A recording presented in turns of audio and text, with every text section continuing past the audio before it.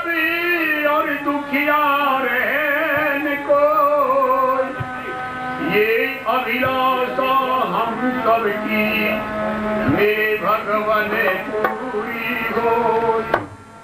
विद्या बुद्धि के जबल सबके भीतर हो, दूध पूत धन दान से प्रभु वंचित रहे को।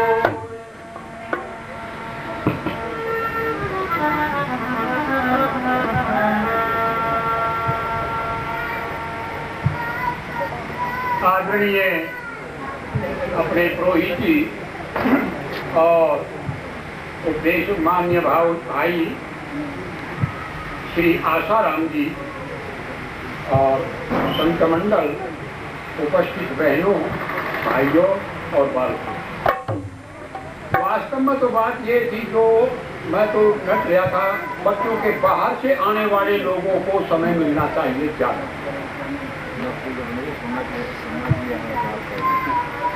और क्योंकि बाहर से निमंत्रित जो व्यक्ति हैं वो आ रहे हैं, उनका सुनकर के लाभ तो कल आगे 10-15 मिनट होंगे।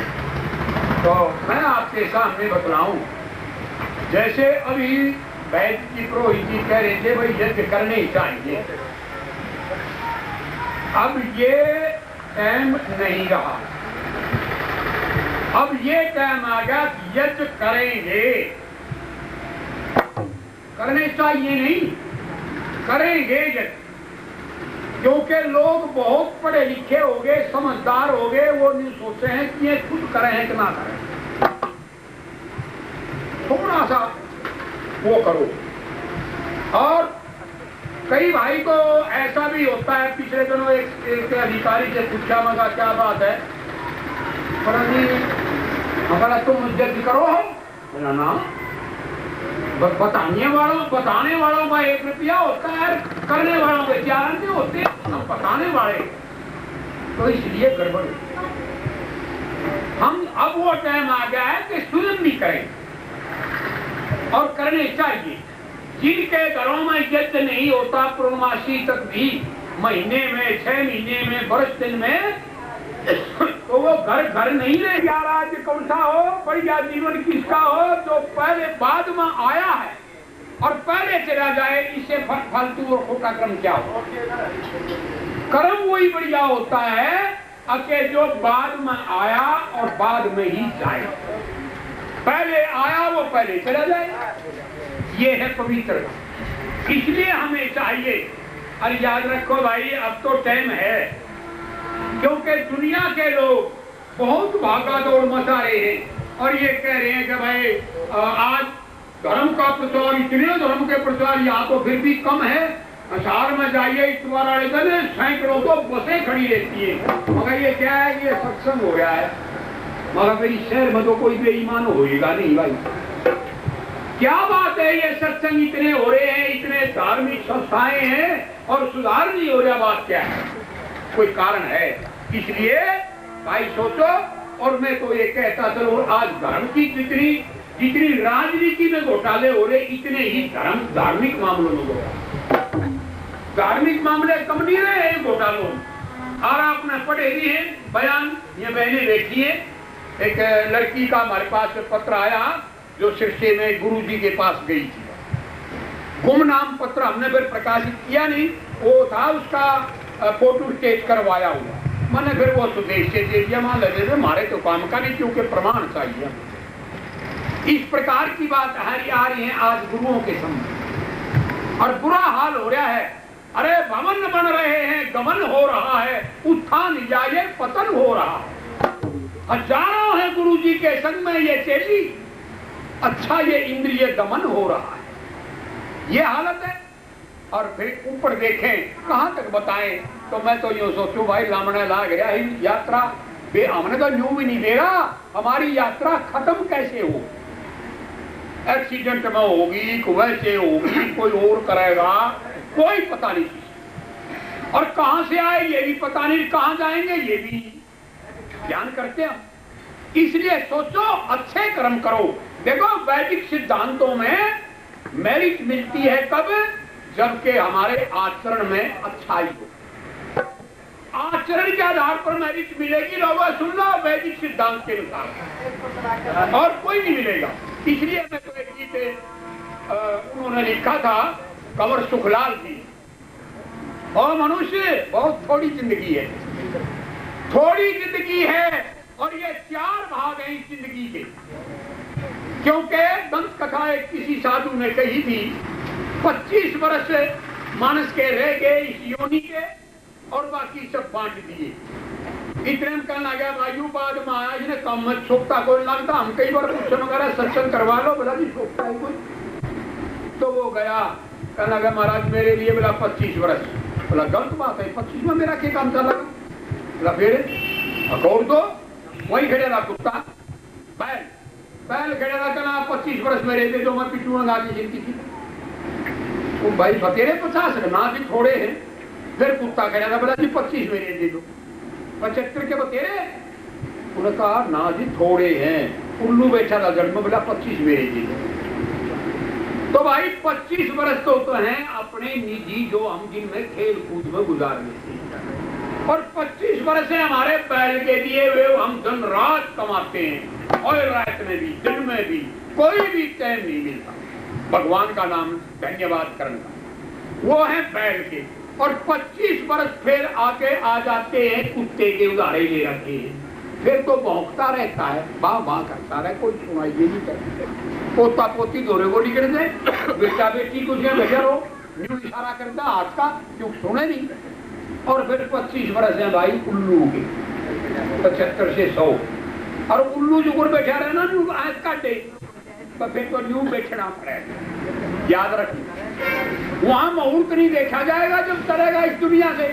और मैं तो एक गीत के द्वारा कह जाऊं, जब तेरी डोली निकाली जाएगी, जब तेरी डोली निकाली जाएगी, बिना मुहूर्त ही उठा ली जाएगी, जब तेरी डोली निकाली जाएगी, जब तेरी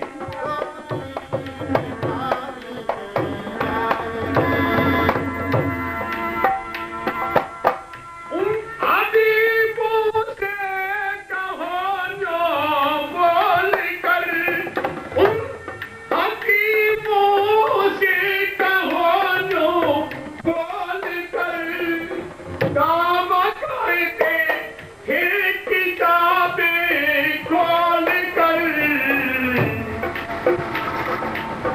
ये दवा हर दिन खाली जाएगी, ये दवा हर दिन खाली जाएगी, बिन मुहूर्त के उठा ली जाएगी, जब तेरी डोली निकाली जाएगी।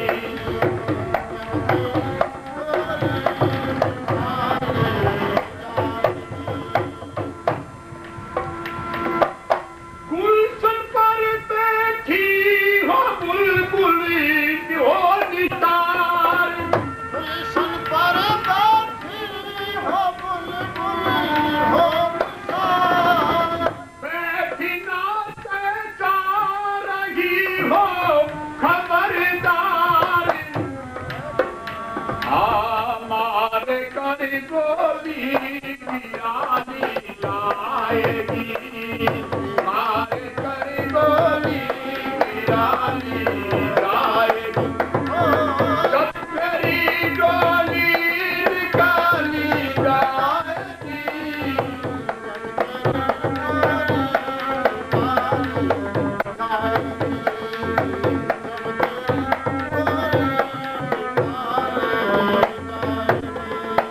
और हाल क्या हो रहा है?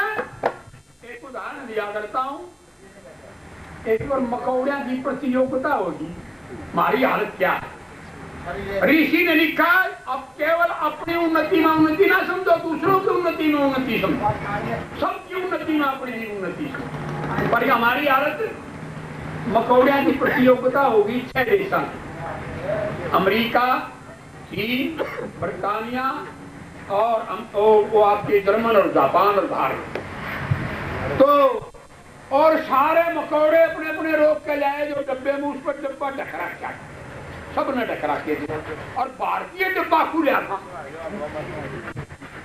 बोला आप इसको भी ढक लीजिए, बोला ना ये भारतीय मकौड़े हैं। क्या बात, अब ये कोसा लेकर के भाग जाएगा? बोला नहीं जाने देंगे, ये तरले मकौड़े से निकलने वाले की टांग खींच के अपनी तरफ निकले, अपने भी नीचे जाके गए। तो आज हमारी वो दशा, इसलिए ऐ मुसाफिर क्यों पसरता है जहां,